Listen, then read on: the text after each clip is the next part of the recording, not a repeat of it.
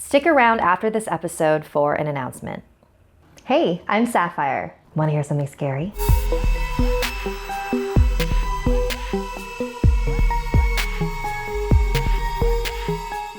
We close this volume with a story from the NoSleep subreddit written by username Thethingthatwill. I grew up in a tiny town in Vermont. Tiny in terms of population, not size. There were huge sprawling farms and wooded areas, but almost no people. My only close friend was Tina. We spent almost all our time with each other, constantly dreaming about life outside of Vermont. The people in our town were strange folk, different than in other places. One thing I didn't realize about small towns until I moved to the city is how incredibly superstitious the people could be. They believed in the strange, the paranormal. They believed in Luvia. Luvia was an older French-Canadian woman who had moved to Vermont when she met her husband, and everyone in town wholeheartedly believed that she was clairvoyant. So Tina and I decided to go see her one evening for a reading. I was skeptical, but it seemed like a fun thing to do, as a joke. We dropped by her house in the early evening, and she opened the door as we walked up the pathway to her house, before we even had a chance to knock. Tina elbowed me hard in the ribs and whispered that Luvia was clearly a psychic. She sensed us coming to the door. I whispered back that it probably had more to do with her house being full of windows, and the fact that she probably saw us coming from a long way away. Either way, I started to feel strange the minute we got close to her. She was very, very old, very tiny and kind of sunken eye sockets and sharp cheekbones and a sort of concave chest cavity. It was more than a little unnerving. But she smiled and was sweet to us, and I started to warm up to her. Nothing about her or her house screamed creepy psychic to me, just a well-dressed older woman in a cabin-style house. We told her that we were interested in a reading and handed her about $20 that we had gathered together between the two of us. "What can you tell me about my love life?" Tina asked. Luvia had no crystal ball, tarot cards, or tea leaves. She just closed her eyes and sat silently for about 2 minutes. "Michael Carton, the man you're going to marry. Michael Carton." Tina thanked her and repeated the name to herself a few times. Michael Carton. Michael Carton. Luvia then turned to me. She looked straight into my eyes, grabbed my hands, and said, "The thing that will kill you is shedding its skin. The thing that will kill you is sharpening its teeth. The thing that will kill you is washing the blood off of its claws. The thing that will kill you is gathering skins. The thing that will kill you. You won't see it coming." The three of us sat there in silence for quite a while. I felt sick, shaken up. Luvia looked as if she wished she didn't have to tell me that. "Is there anything I can do to stop it?" Luvia slid our money back across the table to us. "No charge for the reading." Tina and I slunk out of Luvia's house quietly. We didn't say a word on the way back to our houses. Tina just found out the name of the love of her life. I got to listen to a horrifying cryptic message about my death. I was only 12 years old. For years, I looked for it. The thing that will kill me.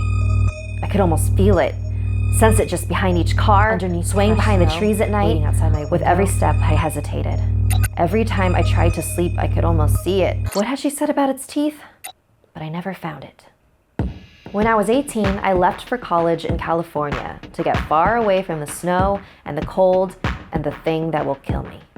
People in California laughed when I told them the story, and it stopped seeming real.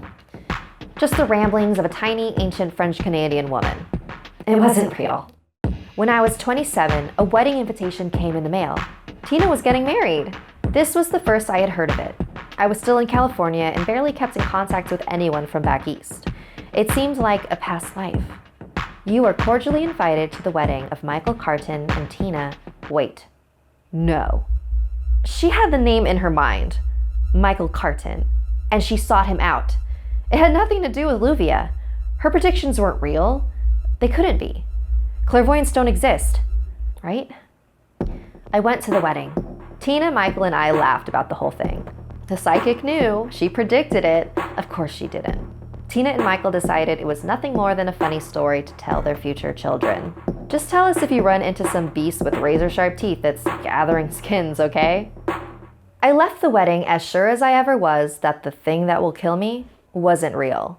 I didn't know why I had been scared so long. The best thing about Tina's wedding was that we got back in touch for the first time in a very long time. We were very different people than we had been as children, but we still shared more of a bond than we realized. She was happy living in Vermont with Michael. As the years went on, her calls and emails got less and less frequent. She always seemed to be busy. Soon, they tapered off completely. I missed her, of course, but I had my own life. One winter, I came into town to visit my parents for the holidays and decided I'd swing by Tina's house. I normally never just drop by, but she was pretty bad about answering her phone and I really wanted to see her. I pulled up to her and Michael's house. 2 cars were in the driveway, so I figured they were both home. I walked up and rang the doorbell. Michael opened it, dressed in several layers and a large coat, as if he had just come in from the snow. He looked very surprised to see me. He invited me inside. He took off his coat and hung it on a coat rack by the door and asked if I had talked to Tina recently. I haven't actually, not in several months. Sorry for the invasion. I don't usually just drop by like this, but I just wanted to see her. Is she here?